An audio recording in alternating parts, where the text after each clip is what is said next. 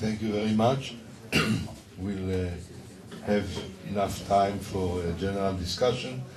I think the main question which arises from all the talks is really to what extent is trust needed and important in order to reach reconciliation, and what the exact role of trust. I think that the story that we heard about Rabbi Yosef is actually a good example, because he was not willing to accept and was not interested in the Arab narrative, but he wanted peace because the interest was pikuach nefesh. So this is an example that the two should not go to. So anyhow, I suggest that anyone who wants to speak, okay, but please be focused, and please also say if you are addressing your question to any specific member of the forum, or it is a general question. This is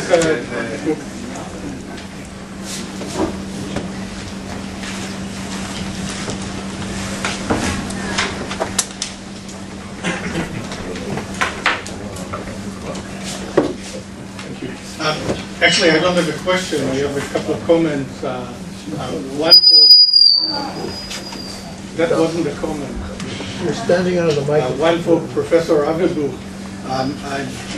If I'm not mistaken, you predicated trust on transparency. What was that? אתה נמצא בדיוק If I'm not mistaken, you predicated trust on transparency. You said the trust. This was only I'm sorry? note at the beginning of what I said. Yeah, these are connected, but it's not the main focus of my my lecture. Yeah. No, with respect to the way that my academic focus is on the way Arabs and Muslims reconcile, make peace, resolve conflict. One of the things that I learned through my research is that trust is completely irrelevant in the course of reconciling between clans. I studied clans in the north of Israel. What they do is they map their trust. Instead of working on trust between the disputants, they map their trust onto the third-party interveners. I'm sorry, yeah. They map their trust into the third-party interveners and negotiate exclusively with the third-party interveners. And they create trust. The trust-building mechanism is between them and the process, between them and the interveners, not between them and the other disputing party. The act of actual reconciliation and the construction of trust comes only in the aftermath of the ceremonial reconciliation, the sulha ceremony, and then trust is beginning to be constructed. So trust doesn't really play a role in this. The other thing that I didn't hear at all, I missed the morning session, but I did not hear a discussion on honor, on the question of honor. And the restoration of honor, which is one of the most central elements in Muslim dispute resolution. Of course, it does not preclude the substantive, the dealing with substantive issues, but unless and until you deal with the restoration of honor of the perceived victim in a dispute with Muslims, nothing else is going to move forward, and disputes with Muslims always go with a victim-perpetrator pairing. It starts with a victim-perpetrator pairing. Thank you. If you want to relate to it. Okay. I'm supposedly not a big expert on our... I can't hear you, I'm sorry.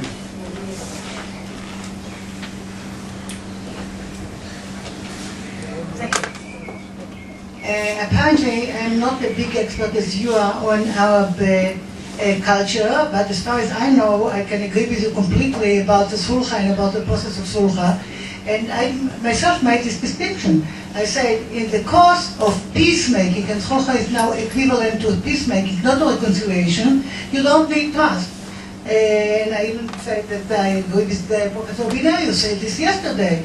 In order to get to a peace table negotiation, you don't need trust, you need mutual basic agreement about mutual interest, but trust is not necessary, and here I also agree with Professor Sassar.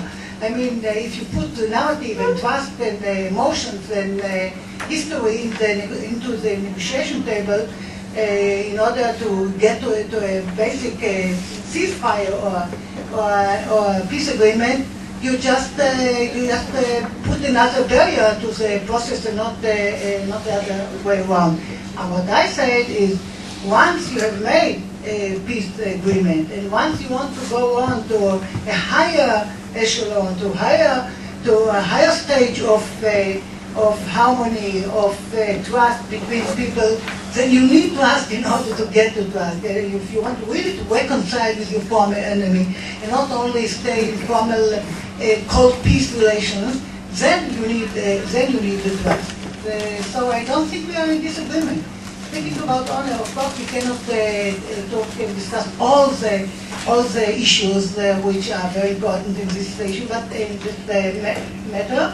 But I allude to honor when I put it into my pyramid, when I say that the sides need to apologize for each other. This is to pay honor to the suffering of the other, to pay honor to his being victim. And this is a very crucial point, which we are very far away from still by this day, and it will come maybe, I don't know, 10, 100,000 years, I don't know, but this is not, as much as trust is not instrumental for peace, the same applies also for honor. It's also not instrumental, but even if you raise it as a question, as an issue, it will be a barrier to peace and not a helpful stage to peace. Anyone else? There was a question. No.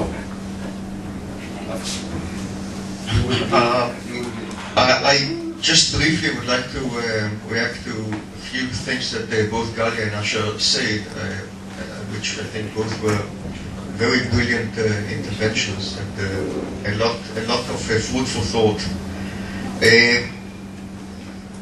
First of all, Asher just mentioned 242 appears at Oslo as the objective of the implementation, meaning that Palestinians actually.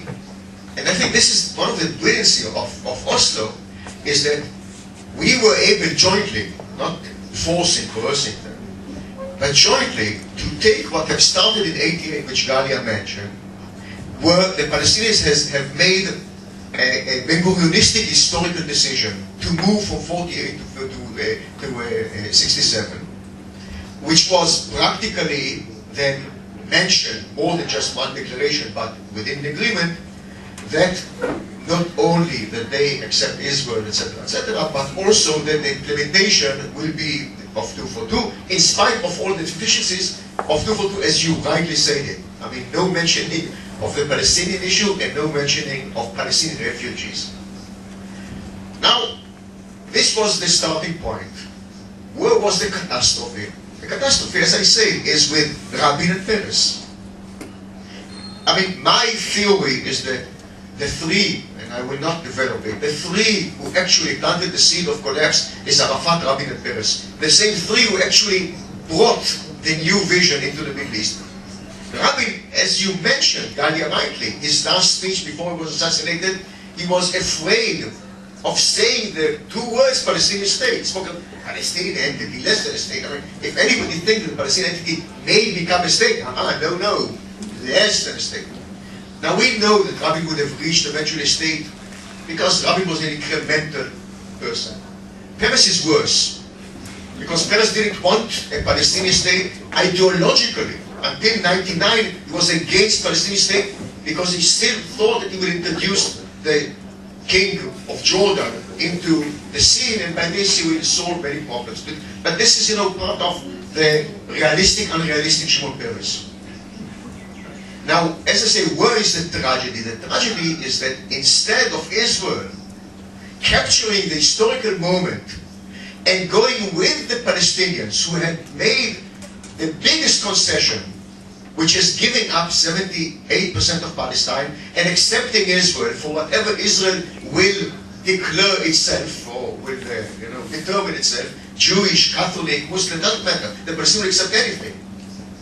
We started to, and rightly said, as Asher said, to cut and erode in the huge historical concession. And what Barak said at the first meetings of Oda Derani, his representative, before Camp David, he came with this funny map of green, white, and brown, FY, yeah? where we are annexing huge parts, in dozens of percentage of the West Bank without even thinking, let alone accepting swaps of territories. And Barak said literally to Arafat, he said, the West Bank is not yours. The West Bank is for us now to share. This was the point where the trust between the two sides totally collapsed, definitely by the Palestinians. Where from their point of view, they thought that they're entering into a process which starts with 67, and now they will do huge concessions to Israel by accepting swaps. And Israel said to them, fuck off. This is ours, and we are actually doing a big favor to you that you accept a Palestinian entity. Again, one should remember, Barak didn't allow his team to speak about Palestinian state until they reached Camp David. And again, Ephraim will vouch. He should not say it, I will say it. The intelligence, and Ephraim was one of them, say to Barak, it's impossible, it won't work. And his, literally, again, his words were, do you think if I'll offer them 90%, they will not accept it? And the answer was no, no. And for this reason, also Clinton parameters are not good enough, because they are cutting 3% somehow from the Palestinian sovereignty. Probably there is uranium somewhere that we don't know, and we need the 3% for the West Bank, and we haven't yet decided where is the uranium or gold or I don't know, diamond exists. So, again, I think that, again, and it's difficult for me to say, we started the process of breaking the trust on the highest level of ideology. They continued with breaking the trust on the personal level with the two issues that Arafat was behind, which was incitement, the double talk and incitement, and in a way, allowing terrorism to continue. And then, when two sides are creating this kind of not very appetizing dinner, clearly we are eating the shit. I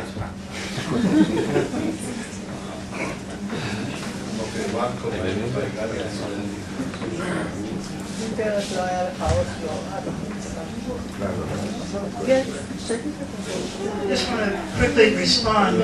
At Camp David, obviously you'll correct me if I'm wrong, one of the military people there, Yanai, very clearly stated that there was no military need to be in the Jordan Rift Valley, and Rabin even said it to Clinton, that he knows that with modern warfare, the changes that have taken place since the First Gulf War and so on and so forth, there is no military need.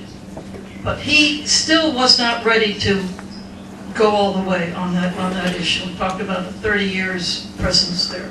I also remember before Camp David, we had a meeting with Saif al-Akkad, and they were just discussing the modalities of the Palestine Authority and where it would be and who it would be and so on.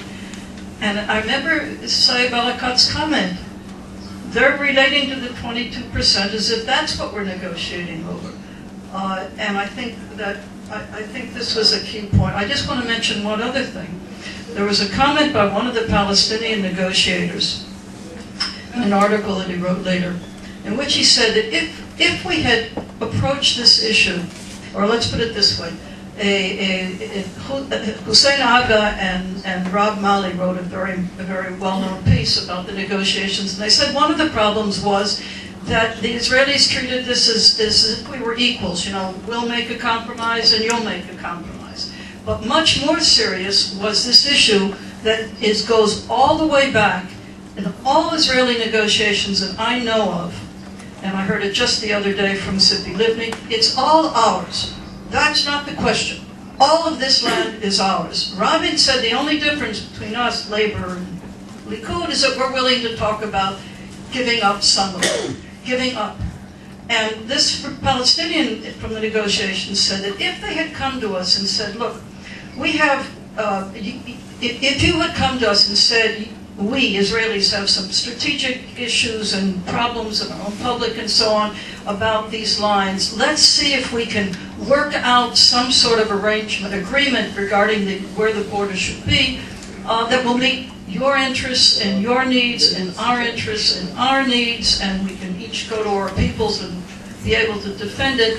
If the Israelis had come to us that way, as if this is a mutual problem and not, this is our land, we are willing to be generous and maybe give you, things might have been different. We are, and I must say also, Omer talked in terms of a generous offer. Generous offer to,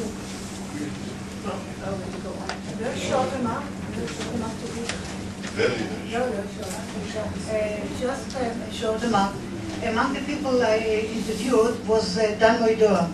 And Dan Moidoa told me that in the talks of 2000, the Camp David talks, he was a part of the Israeli delegation. He came to the Palestinians and told them this. Let's do... Dan Moidoa. And he suggested the following.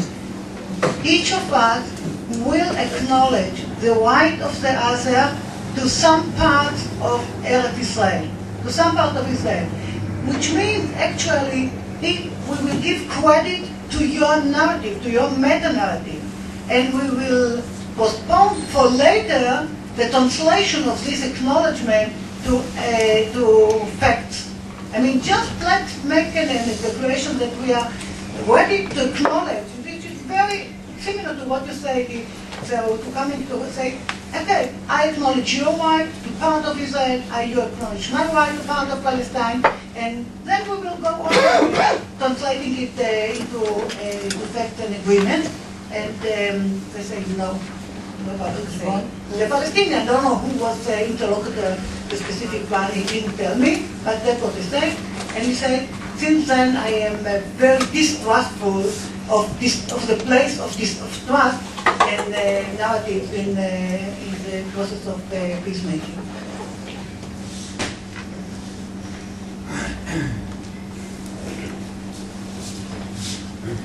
A minor question to Asher. I agree with you that bringing narratives into the negotiation make it much more complex. My question is it possible to avoid it? Because any demand of each side is rooted in narrative.